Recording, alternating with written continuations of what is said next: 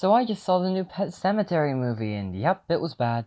I went into this movie with minimal expectations due to the abysmal marketing, and while it isn't atrocious by any means, this film didn't exactly surprise me. I've talked about my issue with the trailers before, so I won't go into extreme detail, but I will say that the biggest problem was that they revealed way too much.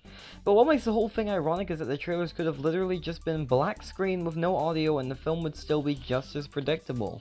There's only one major moment in the movie that I didn't actually see coming a mile away. The plot is just plain transparent. Everything is way too obviously foreshadowed for it to have any surprise whatsoever. Oh wow, there's a character who suffered a tragedy, I wonder if that will play into their death. Oh wow, there's another character who suffered a tragedy, I wonder if that will play into their death. Oh wow, the tragedies played into their deaths, who could have guessed? The film makes everything so obvious that it kinda ruins any suspense it could have had. Worst of all, it features reveals way too early on, which made things even less suspenseful. One of the characters was traumatized by something, and this could have been addressed later to add some tension or character development or make us care about the events that happen later on in the film. Nah, let's just reveal it in the first 15 minutes. That's a great way to write a character. Speaking of, the characters aren't very interesting. Our protagonist is an unbearable asshole who only looks out for himself and is just not fun to watch, and everyone else is a blank slate with some gimmicks slapped onto them. There are major characters in this movie who get a boatload of development as they are literally dying, but because they're literally dying and we haven't been interested in them while they're alive, we don't really care whatsoever.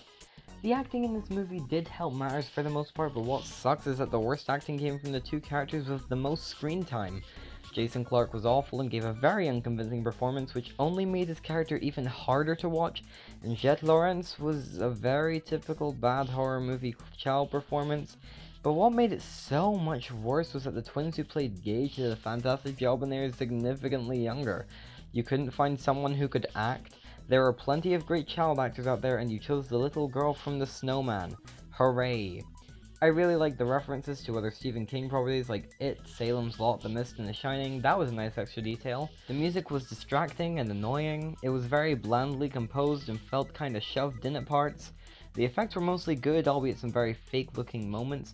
This movie has some of the worst pacing I've seen in a long time. The film takes way too long setting up and dicking around and doing nothing interesting, and then you reach the payoff and it's just awful. I'm all for build up, but you need to actually be interesting, and you need to build up to something. The editing was subpar. There's a scene transition between a coffin and a curtain which was odd and poorly done. I like that it made sense that the sign for the cemetery was spelt wrong considering it was made by children. Tonally, the film is all over the place. There are scenes that lack in any tension, which is only made worse by the random one-liners throughout. There's a scene where the parents discover that the dead cat that they thought was dead that the dad buried is actually alive.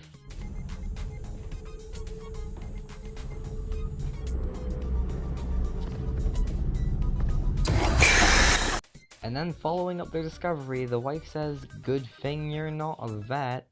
It felt very out of place and did not fit the scene at all.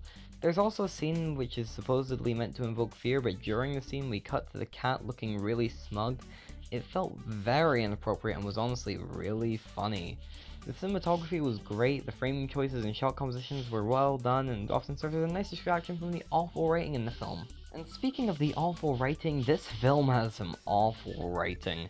I already mentioned that the characters suck and the film is endlessly predictable, but one of the worst parts is honestly the dialogue.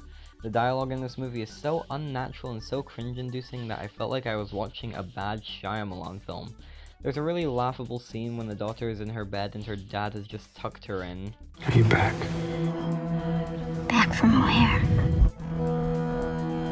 So many trees.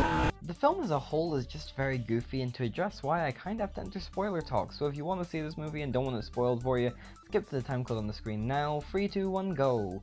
So there's a scene where the protagonist is at his job and the teenager who was hit by a car is rushed in. He's covered in blood, constantly spilling blood, his face is charred, his brain is visible. One of the nurses is frozen with fear of his brain being visible. I don't know why you chose to work at this hospital, but okay. So the guy dies and the camera pans down slightly and it's a very obvious setup for a jump scare, which did come and it was really funny. But then this character just appears multiple times throughout the movie and his purpose is so unclear. He's constantly appearing in the protagonist's laughable dream sequences to deliver exposition about the pet cemetery and entice it, but then when he does go on his own, the dead guy shows up telling him not to.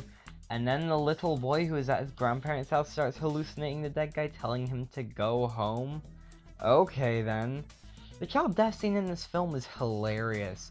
So at the little girl's birthday party, she's playing blind man's bluff with her family and friends and hides in a bush near the road, where she then sees her cat and decides to run over to it. Her little brother sees this and stands awkwardly by the road for a while. He then sees a truck coming and runs into the road to warn his sister. The truck driver coincidentally gets a phone call which distracts him from the road, and the dad notices what's happening. He runs and pulls his son out of the truck's way, and the driver notices and swerves, and the truck crashes.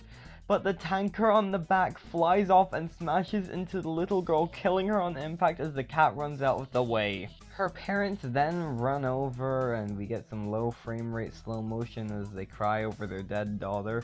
But what makes this scene especially funny is that this 9-year-old girl who just got slammed by a tanker has no bruising, no blood, no nothing. Her body is unharmed.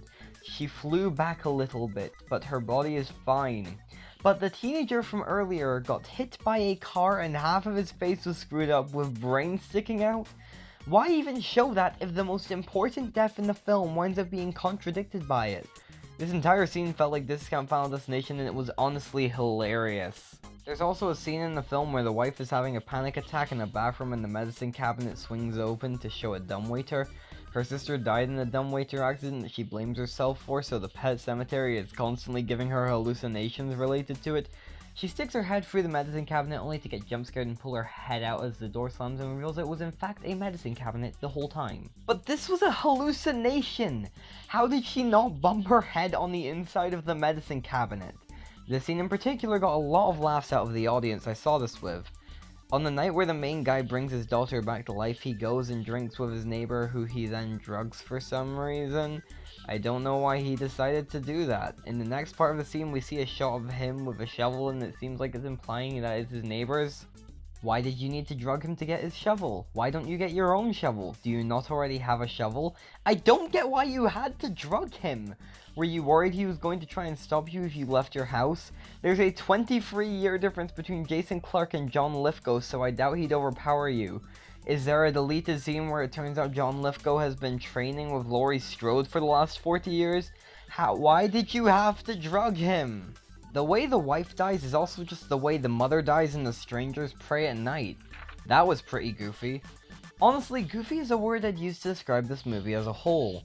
Admittedly, I wasn't ever bored, and I would kind of consider it so bad it's good, but I don't really ever see myself watching this again.